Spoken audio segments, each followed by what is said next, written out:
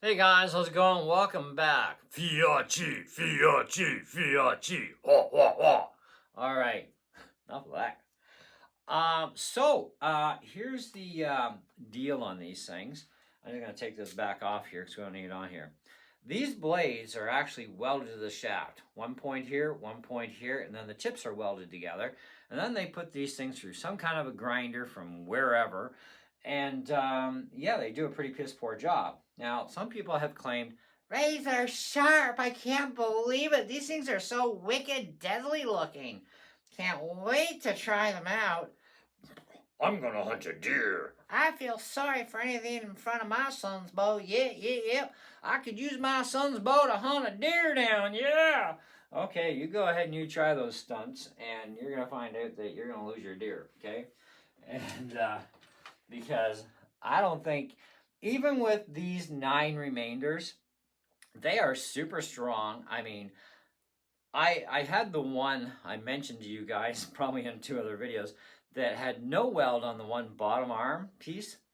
It kind of dropped this morning, like at the height of my chair, which is like not even 2 feet, and it just went and blew that blade right off. The other 2 stayed, and they're welded on there. These remaining 9 are definitely perfectly welded onto this thing. And these things also run 100% concentric true, and they fly like lasers. No issues whatsoever, okay? But that took a lot of work to get these things sharpened and tuned, and all the defective, crappy grinding that they call an edge on these things. And they're also, by the way, for the record, if they actually were 1 inch to start with for a cut, they're slightly under that now. There was a lot to do on these things, okay? Because we had a wide edge, a narrow edge bevel, and a wide edge bevel. It was kind of like a friggin' merry-go-round across the edges. Anyways, I'm going to read you my Amazon review, okay? And I've got it in basically 2 other updates on the same thing. I gave these a 4-star, okay? Now, great price and build quality is there, and they are sharp. How accurate, we have yet to find out, but so far so good, and you cannot beat the price either. Comes in a decent storage case, and there's also included a safety tool so you don't cut yourself taking them on and off, okay, which is this. And then I ended it there, okay? Now, update time is the next little blurb in here. So these are not solid, okay? They are blades welded to a shaft, appeared sharp, but do not cut paper. So a lot of work later, and they have an edge finally. Good for small game only. Don't even think of trying big game with them. You'll just upset your prey more than anything, and they will more than likely break.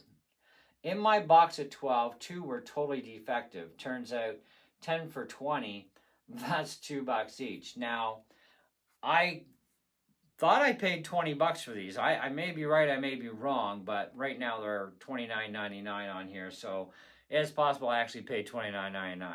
I'll have to re-go and check my invoice and maybe re-edit and correct that part. So I'll do that later after this video. Anyhow, so I said basically $2 a head at this point. So you get what you pay for. I won't be buying these again. They are way too cheaply made for any serious hunting. In other words, big game. Okay, small game, okay, that's fine.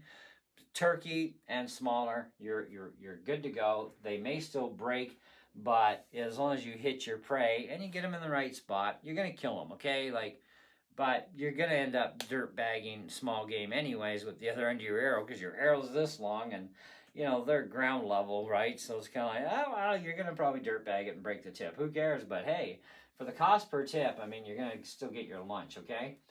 But so the last update I have here is after hours upon hours of 100 and 600 grit and 180 grit, then whetstone sharpening, because remember we talked about this on the one video. I did it dry and it made it worse. It actually does.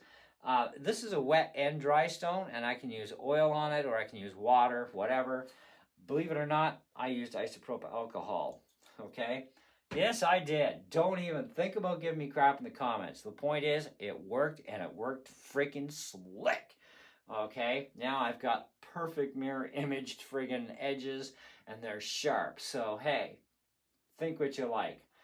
However, on this further, okay, I have and after sharpening, whetstone sharpening, and tuning, I have a total of now 9 perfect broadheads now. Okay, they all fly like lasers and are really sharp now as well. I gotta redo my grammar someday. Anyhow, for small game like turkey and below, these will be fine. But, and then all in capitals, do not use these on big game. They are not made well enough, okay, for that sort of thing. And that's my story on these, okay? I'm not buying them again, because to go through that hell again to sharpen these suckers up, no way, okay? But hey, you know what? It was a learning experience. I watched some videos on how to sharpen fixed blades, which they are fixed. I mean, they're welded to the shaft. They're just not solid, okay? They're just welded onto the shaft. And so in future, I will never buy that style of a blade ever again for a broadhead. I'd rather buy a solid one. And I'm also looking at mechanicals too. I've been asking around, talking to people that I know and their opinions, and including my archery place where I take all my stuff to anyways and buy a lot of stuff from them. And he's given me a recommendation of 2 different broadheads that will work out perfect for me for deer and cut a big hole in that sucker too. All right, so that it'll bleed and die fast, okay? So that's what we're gonna go with. And we're talking Dead Meat version 2s and the Wasps. So I did find another one there that I really liked, and it has 4 blades that come out. It's like, you need to turn up the horsepower in your bow a lot more to run those, okay? So I'm like, well, okay, well, I don't want to turn up past 54 pounds right now, so we'll leave those blades for some other time period in life, maybe. However, as far as these things go, that's what you get, okay? There are people on here claiming, yeah, I'm going to shoot a deer with it. Yeah, I feel sorry for what's in front of my son's bow when they get shot. Hey, I could use my kid's bow and friggin' kill something with these things. I mean, you can kill anything with even 20 pounds. I got 20-pound limbs for my Nighthawk. Heck, I got a couple of 20-pound bows on the rack over there that'll more than kill small game, except it's kind of illegal to use something that lightweight, at least in Ontario. Okay, we need 40 pounds, right? So, but anyway, when it comes down to the whole bottom line of things, they are what they are. You may get some really good ones in the package. You may get 12 great ones that are all welded together properly, and they will take a lot of grinding. They will not show any defectiveness through grinding them down with sandpaper and then your stone after, but you're going to need to use sandpaper, because otherwise you're going to spend 10 times longer if you're just trying to use a stone to get these things tuned up, dialed in, and all the bevels identical to each other as well. So sandpaper is the good trick, okay? And then you do your final polishing finish and your final edging with a whetstone, okay? And you use the fine side, not the rough side, okay? Like fine side. I don't know what the grit of this fine side is, but that is some pretty fine stuff, okay? And this thing worked magnifique when it was wet, but doing it dry, apparently it doesn't like these blades for that. But when it's wet, yeah, it puts some nice sharpy edges on, because those are freaking sharp now. So that's what I've got for you on these things. Now, the only other thing you're going to hear from me on these is probably in the later fall. I got to get my turkey tag when they come up for sale so I can get them. And should I get a turkey and not have to eat turkey tag soup like the boys did on the last hunting expedition for turkey, nobody got anything, and I wasn't hunting at that point. But if I do get a turkey this year, if I'm lucky enough, then I will let you guys know how these broadheads did, because those are the broadheads I'm going to use for turkey and small game. I am not going to use expensive broadheads for small game. It's like, forget it. Even these things here would be a really good choice even for small game, not for big game. These are actually a brand. They're from Allen Company, and they're called Velox. Get over here. Velox Optimus 3-blade broadheads. They come in 125 and 100 grain. These are the 100 grain ones. I got these from Canadian Tire probably about, I don't know, a few years ago. But at the same time, I got my air javelin, and I was going to do hunting with it. And I still might, but I'll use these because I think these would work great for small game too. But I don't think the blades are strong enough or thick enough to withstand impact and trying to cut through bone on big game. I really just don't think so. And even though these blades are really thick on these Feyachis, I don't think the weld is strong enough to withstand the impact of trying to pop through rib cages and stuff on big game.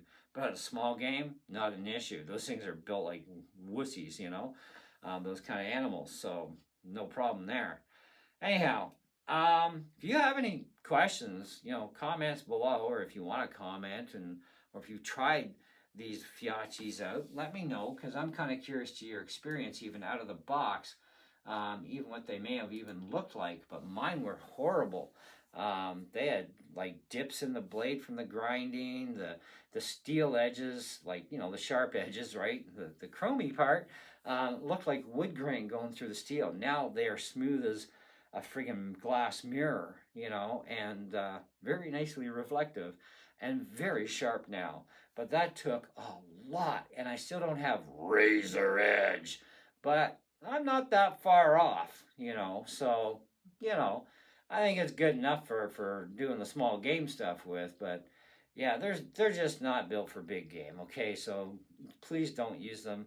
You know, be kind to the animal you want to kill and have some respect for it, and use something, you know, like a wasp, or, you know, maybe even a hypodermic or some other broadhead that's actually going to do the job properly and carve a good hole in that sucker so it can bleed out and die fast. Because, you know, the idea is you shoot it to hopefully kill it fast, okay? You don't want it to suffer. And all that's going to do is make your big game suffer. And yeah, that's not fair. So anyways, that's it. That's all. That's all I got. I am out of here until the next video. And if everything goes well, we have some stuff coming in from Amazon tomorrow. So yeah, let's hope that the shipper doesn't screw this one up. So we'll see. So see ya.